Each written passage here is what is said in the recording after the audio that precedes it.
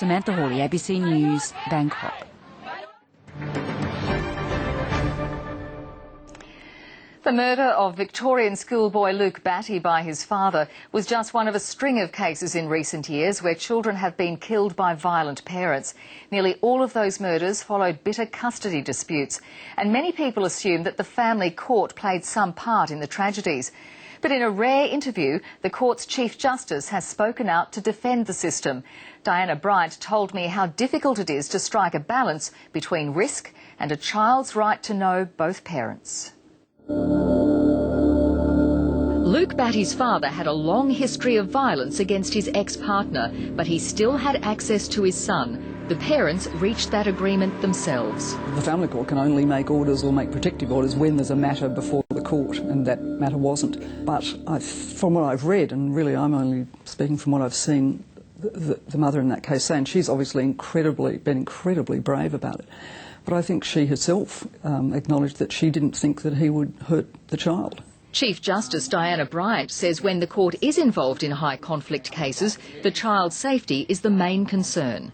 The court's got to look at the rights of the child to have a meaningful relationship with both parents. But that has to be weighed up against the need to protect the child from risk.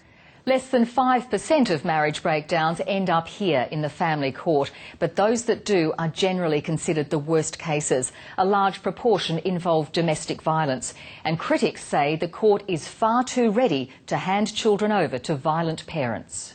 The family court is probably one of the most dangerous aspects of the whole picture, because regardless of the violence that has been perpetrated on a woman and her children, there will be some level of contact allowed for. The Chief Justice concedes it's not unusual, but there are reasons. You will often find that although there has been a level of violence, parents themselves have made arrangements for contact between the parties. And if they are happy for some kind of contact to take place, and there's a reasonable relationship which is a benefit to the child, then the court will probably make orders. But every case is different. The father of Darcy Freeman, who threw her off the Westgate Bridge in Melbourne, had no history of violence. So how do judges predict which cases will end in tragedy? If I could do one thing, it would be to make everyone an absolute perfect predictor.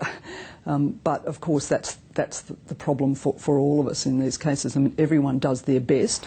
The Chief Justice says risk assessment is now a major part of the family law system. This is not an excuse, but it's a reality that the most stressful relationships are intimate relationships, and I think researchers will all say too that the most dangerous relationships are intimate relationships. Human behaviour, she says, is ultimately unpredictable.